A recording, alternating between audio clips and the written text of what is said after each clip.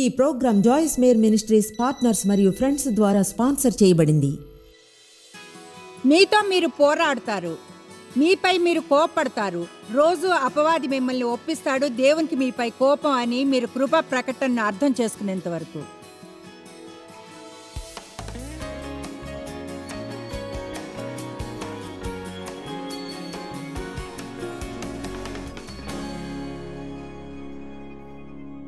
విసుగనేది లేకుండా జీవించడం. తండ్రి, నాటి వాక్యానికే నీకు థ్యాంక్స్. ప్రతి ఒక్క హృదయం కృప అనేది ఎంత అద్భుతమైందో నిజంగా ప్రకటన పొందాలని ప్రార్థిస్తున్నాను. కృప అనేది ఎంత అద్భుతమైనదన్న దాని గురించి ఎంతగా మాట్లాడుకున్నా ఉంటే అదెంత అద్భుతమైందో మర్చిపోయాం. మన సంఘపు వాతావరణంలో కొన్నిసార్లు అలా చేసే అవకాశం ఉంది. తెలుసా, మనం విషయాలను గురించి మాట్లాడతాం, ఎంతగా మాట్లాడతామంటే వాటిలోని అసలైన విలువను మర్చిపోతుంటాం. కానుకల సమయంలో ఎంత అద్భుతమైన పాటను పాడారో కృపను గురించి. ఈ వారాంతంలో మళ్ళీ పాడతాడేమో, ఈసారి ఆ పదాల మీద ధ్యానం ఉంచుదాం. కృప అనేది అద్భుతమైంది. మీకు చూపిస్తాను అది ఎంత అద్భుతంగా ఉంటుందో.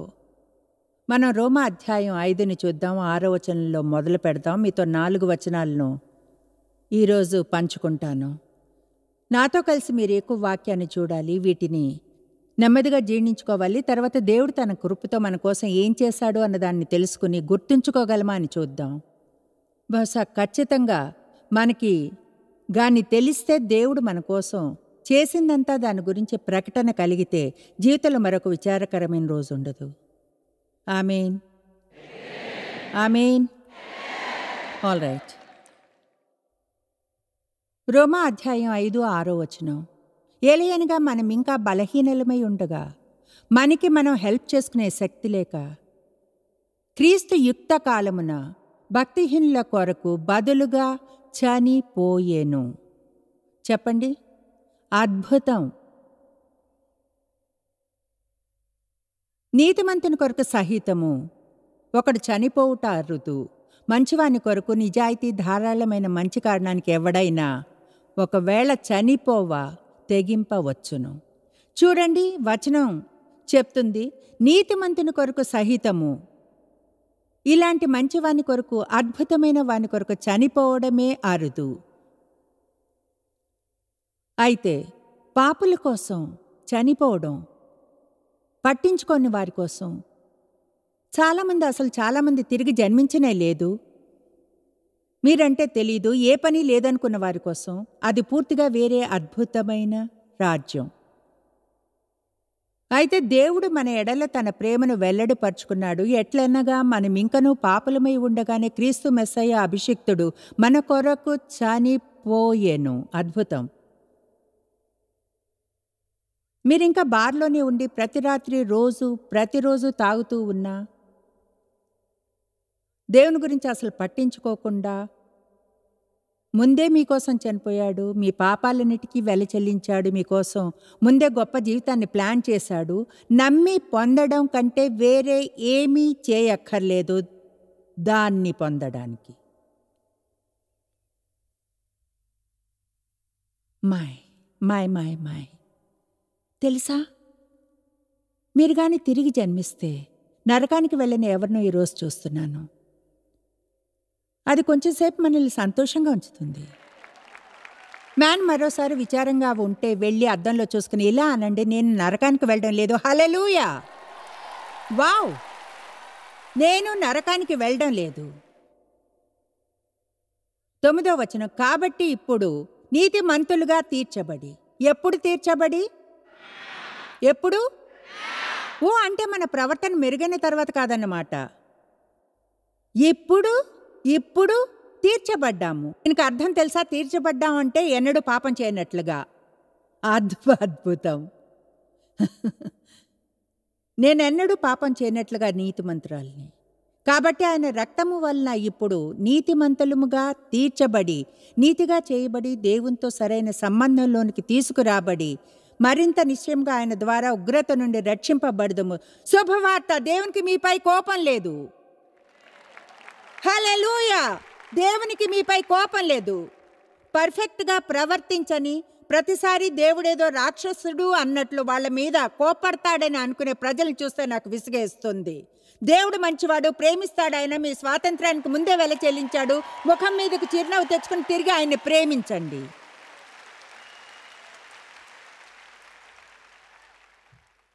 ఏలయనగా శత్రువులమై ఉండగా ఆయన కుమారుని మరణము ద్వారా మనము దేవునితో సమాధానపరచబడిన ఎడల, ఈ భాగాన్ని అర్థం చేసుకోండి. శత్రువులమై ఉండగా ఆయన కుమారుని మరణము ద్వారా ఆయనతో సమాధానపరచబడిన ఎడల మనం ఏమాత్రం పట్టించుకోనప్పుడు కూడా మన కోసం మరణించడానికి కుమారుని పంపాడు. సమాధానపరచబడిన వారమై ఆయన జీవించుట చేత పునరుద్ధానము ద్వారా మరి నిశ్చయముగా రక్షింపబడుతుము, పాపపు అధికారం నుంచి రోజు విడుదల పొందుతాము. అద్భుతం! ఒక విషయం తెలుసా? దేవుడు మనల్ని ఫుట్బాల్లా విసిరేసిలా అనలేదు, ఇప్పుడు ఇక్కడ మీరు క్రిందకు రండని. మనం రక్షించబడినట్లే ఈరోజు క్రీస్తుని స్వీకరించిన ప్రజలందరూ కూడా వందలాది మంది క్రీస్తుని పొందడానికి నిల్చున్నవారు. వాళ్ళు ఏమీ చేయలేదు, కేవలం ఇలా అన్నారంతే. అవును, నాకు అది కావాలి. అవును, దాన్ని తీసుకుంటాను. ఉచిత వరం. అవును, నాకు అది కావాలి. ఇప్పుడు అది దేవుని వాక్యపు సత్యాన్ని స్వీకరించే క్షణమే క్రియరూపంలో దేవుని కృప తెలియ చేయడం అనేది జీవితకాలపు పూర్తి పాపం. ఇప్పటి నుంచి వెనుకున్న జీవితంది కాదు. కానీ దేవుడు మీ పాపాన్ని క్షమించడు. అది మీ పాపమంతటిని, రేపు చేయబోయే పాపాలు కూడా, ఆ తర్వాత ఆ మరుసటి రోజుది కూడా. అందుకనే పాపం గురించి భయపడక్కర్లేదు, ఎందుకంటే ఆ సమస్యను దేవుడే చూసుకుంటాడు. చూడు, ప్రజలతో నువ్వు అలా చెప్పకూడదు అంటే వాళ్ళు పాపానికి భయపడకపోతే కావాలనే రేపు బయటికెళ్ళి పాపం చేయవచ్చు.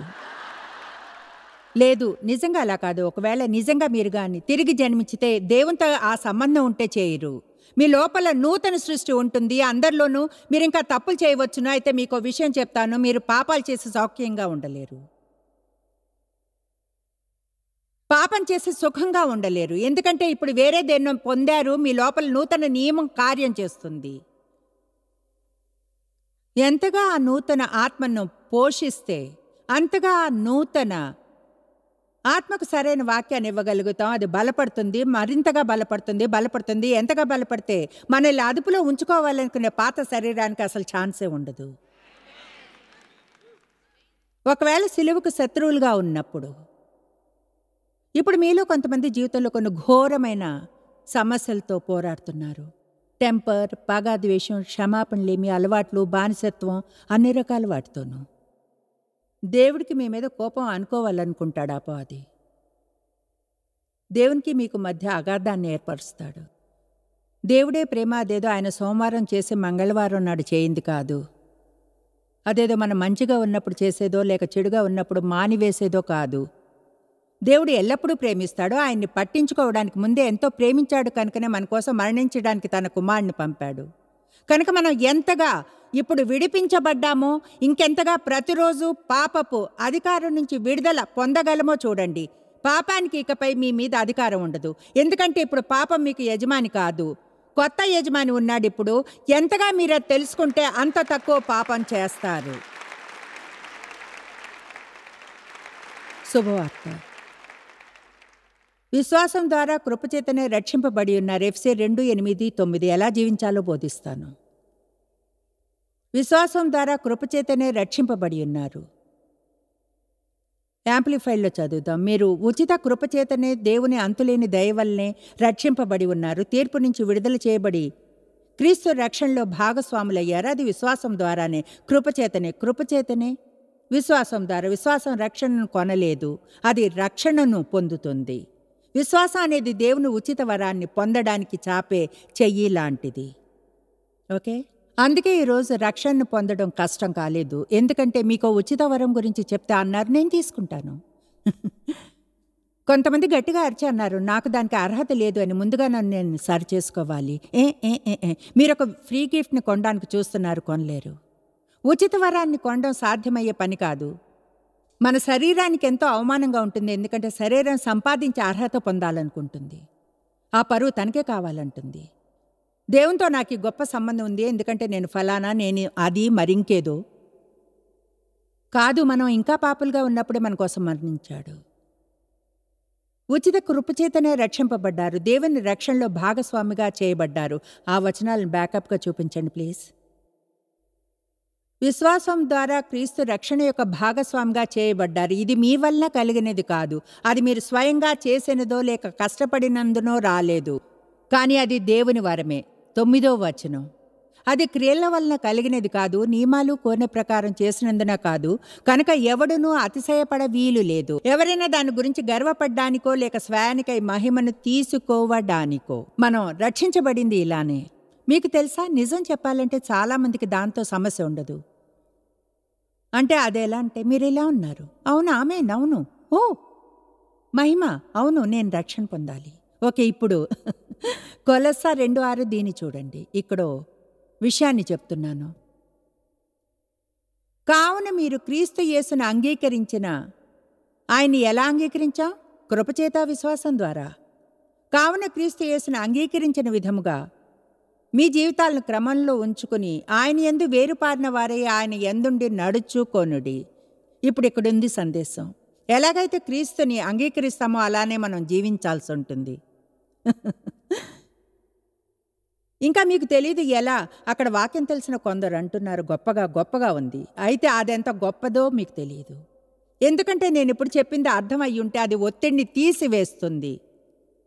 ఇప్పుడు ఒకసారి సడన్గా మీ ప్రయత్నంలో మీ ప్రయాసతో జీవించరు. నేను నా కష్టపడడంతో జీవించను, నా ప్రయత్నంతో, నా ప్రయాసతో. తర్వాత ఎప్పుడు విసుగు చెందడం, ఎందుకంటే నేనేం చేసినా సరే పని చేయకపోవడం వలన. ఎంతమంది స్వయంగా బాగవ్వాలని ట్రై చేశారు?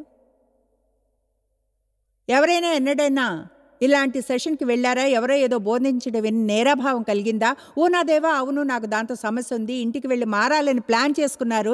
ఎవరైనా అలా చేశారా? ఎంతమంది మారలేదు?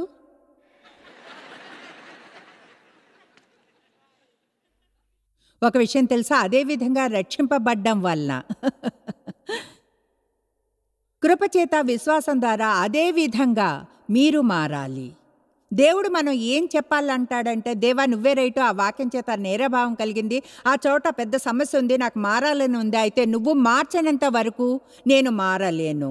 నువ్వే నన్ను మార్చాలి దేవా, నీ మీద ఆధారపడ్డాను, నిన్ను నమ్ముతున్నాను, నీలో నమ్మకం ఉంచాను, నా జీవితంలో ఏం చేయాలో అది చేస్తావని. మీతో మీరు పోరాడతారు, మీపై మీరు కోపడతారు, రోజు అపవాది మిమ్మల్ని ఒప్పిస్తాడు దేవునికి మీపై కోపం అని. మీరు కృప ప్రకటనను అర్థం చేసుకునేంత వరకు మనం కృపచేత జీవించాలి. ఇప్పుడు చూడండి, ఇదంతా పూర్తి చేయడానికి నాకు 4 సెషన్లు పడుతుంది. ఒక యవనస్తురాలు అంటుంది, అవును. ఎందుకో తెలుసా, ఇది అంత బాగుంటుంది. అదేమిటో తెలుసా, అద్భుతమైనది. అదే అద్భుతమైన కృప. నిజంగా అద్భుతమైన కృప అంటే ఏమిటో అర్థం చేసుకుంటాం ఇక్కడి నుంచి వెళ్ళే లోపల.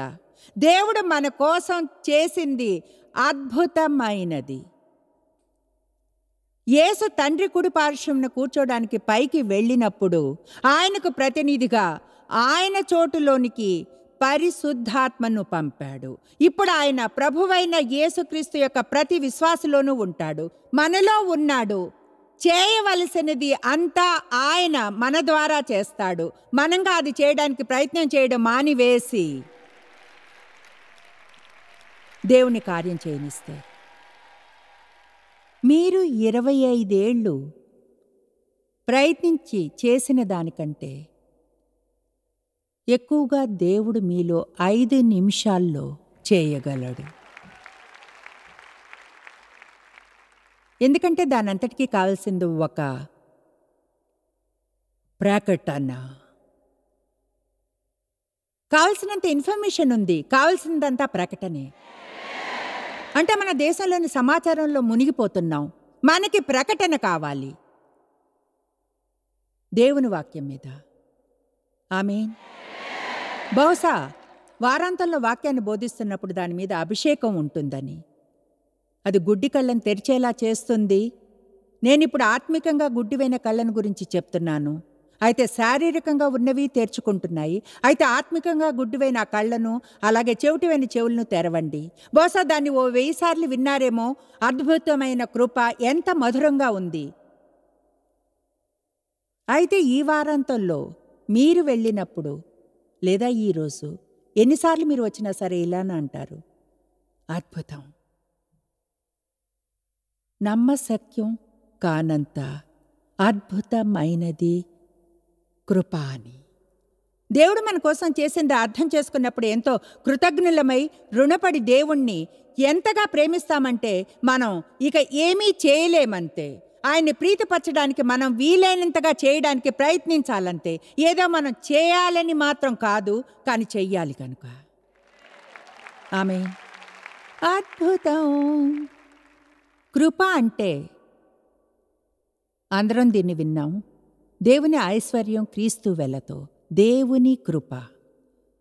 కొన్నిసార్లు ఈ విషయం కొంచెం ఎక్కువ ఆత్మికంగా వినిపించవచ్చును. ధార్మికంగా మనం దాన్ని మిస్ చేస్తాం.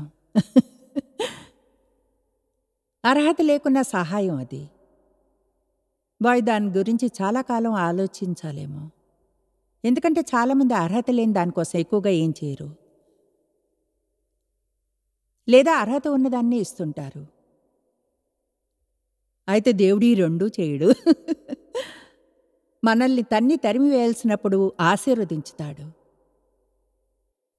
ఆమేన్. మనకి అర్హత లేని వాటిని ఆయన చేస్తాడు. దాని అర్థం దేవుడు మనల్ని దండించడనో, బోధించడానికి మనతో డీల్ చేయడనో, ఎలా ప్రవర్తించాలో తర్ఫీదుని ఇవ్వడనో కాదు. మనల్ని ప్రేమించడం ఎన్నడూ మాండు. అయితే నా వద్ద జేఎం వివరణ ఒకటి ఉంది కృపకి. ఇది నా సొంతది. ఇది జేఎం డిక్షనరీ నుంచి వస్తుంది. వాక్యాన్ని 37 ఏళ్లు బోధించిన తర్వాత ఇప్పుడు ఈ వివరణలు ఇచ్చే హక్కు నాకు ఉంది కనుక ఇదిగో వినండి. నా ఉద్దేశంలో కృప అంటే అవును, అర్హత లేకున్నా సహాయం. అయితే అది మనకు వెల లేకుండా ఉచితంగా లభ్యమయ్యే దేవుని శక్తి. మనం ఎంతో కష్టపడి ప్రయత్నించినా స్వయంగా ఎన్నడూ చేయలేనిది ఎంతో సరళంగా చేయగలిగేలా చేసేది. నాకు తెలిసి మీకు అది ఇంకోసారి చెప్పాలని. కృప అంటే శక్తి. ఏం చేయాలో అది చేయడానికి అది శక్తి.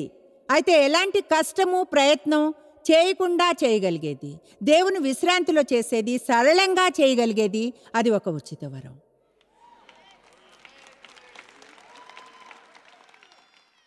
మళ్ళీ ఒకసారి చెప్పాలంటారా? ఇప్పుడు మనం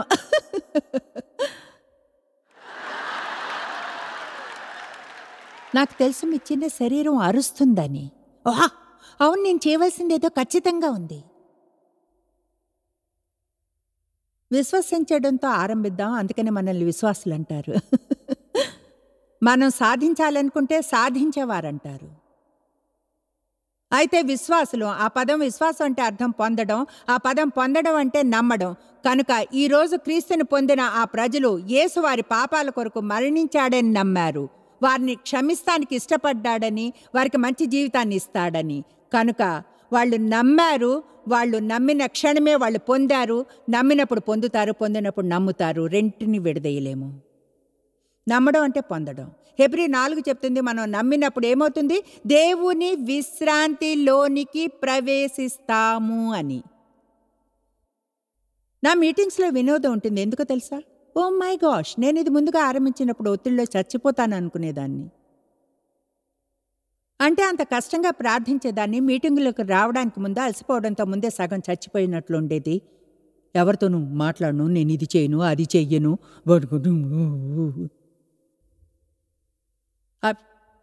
అభిషేకాన్ని కదిలించాల్సి వచ్చేది. శ్రేష్టంగా జీవించడం తెలుసుకున్నాను. ఎల్లప్పుడూ ఒకేలా జీవించడం. ఇక్కడికి వచ్చి ఒకలా ప్రవర్తించక్కర్లేదు, మరొక చోట మరోలా. దేవుడు మనం నటించాలని ఎన్నడూ అనుకోడు. ఇజ్రాయేల్ ఈరోజు ఆరాధన నడిపించడంలో ఒత్తిడిలో ఉన్నట్లు కనిపించలేదు. దానికి ముందు చూశాను, స్టేజ్ వెనుక ఎలా ఉన్నాడో ఇక్కడికి వచ్చినప్పుడు అలానే ఉన్నాడు. ఇప్పుడు ఒక వేరైన వరంలోనికి అడుగు పెడతారు. అయితే నిజం ఏమిటంటే అది ఇదే. నేనెంతో సౌఖ్యంగా ఉంటాను. ఈ పని చేస్తూ అలాగే ఆనందిస్తాను. ఎందుకో తెలుసా? ఎందుకంటే దేవుడు నన్ను చేయమని ఇచ్చిన ఈ వంతుని చేస్తున్నాను, అధ్యయనం చేశాను, ఇక్కడికొచ్చాను, మిగతాదంతా ఆయనదే. నేను అధ్యయనం చేశాను, ప్రిపేర్ అయ్యి ఇక్కడికొచ్చాను, మిగతా అది దేవుడే చూసుకుంటాడు. విసిగిపోవడం అంటే ఏమిటో తెలుసా? మీరు చేయలేనిదేదో చేయడానికి ట్రై చేయడం, మీరు జరిగించలేనిదేదో జరిగించే ప్రయత్నం చేయడం. నేను ఈ పని చేయడం ఆరంభించినప్పుడు అందరినీ నాలా చేయాలనుకున్నాను. అది నన్ను చంపేసింది.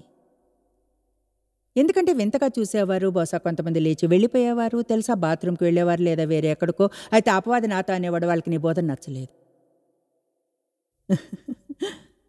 అవును, నేనంటే వాళ్ళకి ఇష్టం లేదు. ఓ దేవా, వాళ్ళకి నేనంటే ఇష్టం లేదు. అప్పుడు చూడండి, బహుశా ఏదో చెప్పాను, ఎవరో మూతి తిప్పారు, నేను ఇంకేదైనా చెప్పడం మంచిది అనుకున్నా. నన్ను ఇష్టపడడానికి అన్నీ ట్రై చేశా. ఒకరోజు నిర్ణయించుకున్నాను, ఏమిటో తెలుసా? దేవా, వాళ్ళు నన్ను ఇష్టపడేలా చేసే బాధ్యత నాది కాదు. నా బాధ్యత అంతా బయట అక్కడికి వెళ్ళి నువ్వు చెయ్యమన్నది చేయడమే.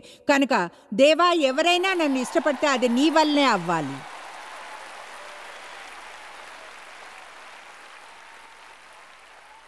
అంటే నేను ఇక్కడ నిల్చున్న ప్రజలపైన అరుస్తాను. ఎవరైనా నేనంటే ఎలా ఇష్టపడతారు? దేవుడు వారు ఇష్టపడేలా చేయకుంటే. ఆయన మీరు వస్తూనే ఉంటారు, వస్తూనే ఉంటారు. ఎందుకో తెలుసా? ఇతర ప్రజల చాదస్తాలతో మీపై అధికారం చేయబడుతూ, మ్యానిపులేట్ చేయబడుతూ ఉండాల్సి వస్తుందన్న భయంతో రోజు బయటికి వెళ్ళనవసరం లేదు. ఎందుకంటే ఇష్టం లేని ఎవరికో భయపడుతున్నారు. ఉదయాన్నే మీరు అనవచ్చు, దేవా, ఈరోజు నన్ను ఎవరైనా ఇష్టపడితే నువ్వు వారిని నాలా చేయాలి. వాళ్ళకి నేను నచ్చకపోతే దేవా, అప్పుడు ఇది నీ సమస్యే.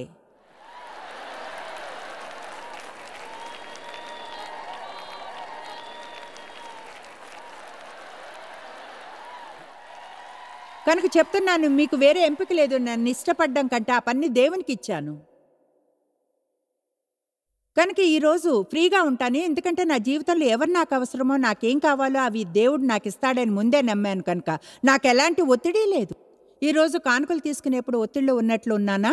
ఎవరి మీద ఎలాంటి ఒత్తిడి పెట్టలేదు, మ్యానిపులేట్ చేయలేదు, అధికారం చేయను. ఎందుకో తెలుసా? ఎందుకంటే దేవుడు కానీ దీన్ని ఆర్డర్ చేస్తే ఆయనే వెల చెల్లిస్తాడు. మీ డబ్బులు పొందడానికి వింతైన ఆటలు ఆడక్కర్లేదు. ఇస్తారు, లేకుంటే లేదు. మీరు ఆ పని చిరునవ్వుతో చేయాలి. ఎందుకంటే మీరు మంచి భూమిలో నాడుతున్నారని, మంచి ఫలాన్ని ఇస్తుందని, దానిలో భాగంగా ఉండాలని నమ్ముతున్నందున. ఆమేన్. దేవుడు ఆర్డర్ చేస్తే ఆయనే వెల చెల్లిస్తాడు. నేను ఇది చేయాలనుకుంటే ఆయనే ఏర్పరుస్తాడు, చేస్తాడు. ఎందుకంటే బిల్లులన్నీ కట్టేశాం కనుక పోరాటం అనేది లేదు. కష్టపడతాను, అయితే నేను కష్టంగా మాత్రం చేయను. అంటే నిజంగా శ్రమ పడతాను. ఇంటికి వెళ్ళినప్పుడు శారీరకంగా అలసిపోతా, అయితే చేసేది చేయడానికి నాకంత కష్టం కలగదు. ఎందుకంటే నేనంతా దేవుని కృపచేత చేస్తున్నాను. అసలు కష్టం అంటే ఏమిటో చెప్తాను. ఒక పూర్తి 24 గంటల సమయం కోపంగా ఉండడం, ఇంకా ఎవరి మీదో పగతో, కోపంతో, క్షమాపణలేమితో ఉండడం. చెప్పాలంటే ఇప్పుడు అది నిజంగా నన్ను చంపేస్తుంది. అందులో తేడా ఇదే. నేను శ్రమ పడుతున్నాను, అయితే లోపల నుంచి పనిచేయడం లేదు. కోపంగా ఉన్నప్పుడు ఒక కుర్చీలో కూర్చుని ఉండవచ్చును, అయితే లోపల ఎంతో కష్టపడుతున్నారు. అది మిమ్మల్ని చంపేస్తుంది. ఒక పూర్తి రోజంతా నరాలు పగిలే చింతతో, ఆతురతో ఉంటే మనల్ని చంపేయగలదు. నేను వెంటనే ఇలాంటి 3 సభలు చేయగలను. ప్రతిదానిలో 4 సెషన్లున్నా ఒక పూర్తి రోజంతా, అంటే ఎవరి మీదైనా చంపేయాలంత కోపం ఉండి గడిపే కంటే నన్ను చంపేస్తుంది. నేను అది హ్యాండిల్ చేయలేను. కనుక మనం కానీ దేవుని కృపనెలా పొందాలో తెలుసుకుని మన ద్వారా ఆయన్ని కార్యాలు చేయనిస్తే, నన్ను బలపరచు క్రీస్తు ద్వారా నేను సమస్తము చేయగలను. అదేదో మనం చెప్పే చిన్న వచనం కాదు ఇక్కడ, కానీ చెప్పవచ్చును. దేవుడు మీరు ఏం చేయాలనుకున్నా దాన్ని మీరు దేవుని కృపతో చేయగలరు. మీరు అనవచ్చు, అయితే మరి ఇంత విసుగ్గా ఎందుకుంటాను? ఇదిగో అక్కడికే వస్తున్నాం. చూడండి, ఇక్కడ ఒక లైట్ ఉంది.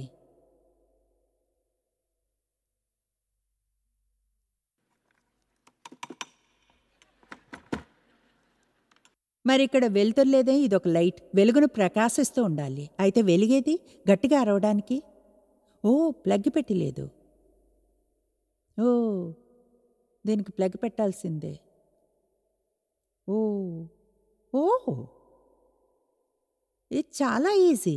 ఓకే, అదిలా ఉంటుంది. ఇక్కడ కానీ పవర్ వచ్చే ఆధారం ఉంటే ఆ పవర్ ఆధారం దేవుడు. కమాన్, కొంతమందికి అర్థమైంది. చూసారా ఎంత తెలివైన వారో? ప్రకటన. ఇదిగో ఇక్కడ ఒక పవర్ సోర్స్ ఉంది. ఒకవేళ ప్లగ్ పెట్టకపోతే అది లైట్ తప్పు కాదు. కనుక మనం ఏం చేయాలంటే మనం ప్లగ్ని పెట్టాలంతే. విసిగిపోయినట్లు ఫీల్ అయిన ప్రతిసారి ఒక క్షణం తీసుకుని ప్లగ్ని పెట్టండి. అలసిపోయామని ఫీల్ అయిన ప్రతిసారి ఒక క్షణం తీసుకుని ప్లగ్ని పెట్టండి. ఉదయాన్ని నిశ్చయంగా ఫుల్ ఛార్జ్ అయ్యామని నిశ్చయించుకోకుండా బయటకు వెళ్ళే ధైర్యం చేయకండి. మీ బ్యాటరీలన్నీ ఫుల్గా ఛార్జ్ అయిన తర్వాతే. జీవితంలో అందరికీ 2 ఎంపికలుంటాయి. జీవితం అంతా విసుగుతో నిండిన జీవితాన్ని జీవించడం, లేదా వినయంగా ఉండి దేవుణ్ణి సహాయం చేయమని అడగడం. మనకి హెల్ప్ చేయడానికి ఆయన ఉచిత కృపావరాన్ని పొందవచ్చును. మనం సరిగ్గా చేయవలసింది అదే. జాయిస్ మేర్ మినిస్ట్రీస్లో మీరు మాకెంతో ముఖ్యులు. మిమ్మల్ని అభినందిస్తున్నాం. మా ఫ్రెండ్స్కి, పార్ట్నర్స్కి థ్యాంక్స్. ప్రపంచవ్యాప్తమైన ఈ పరిచర్య సాధ్యమయ్యేలా చేసినందుకు.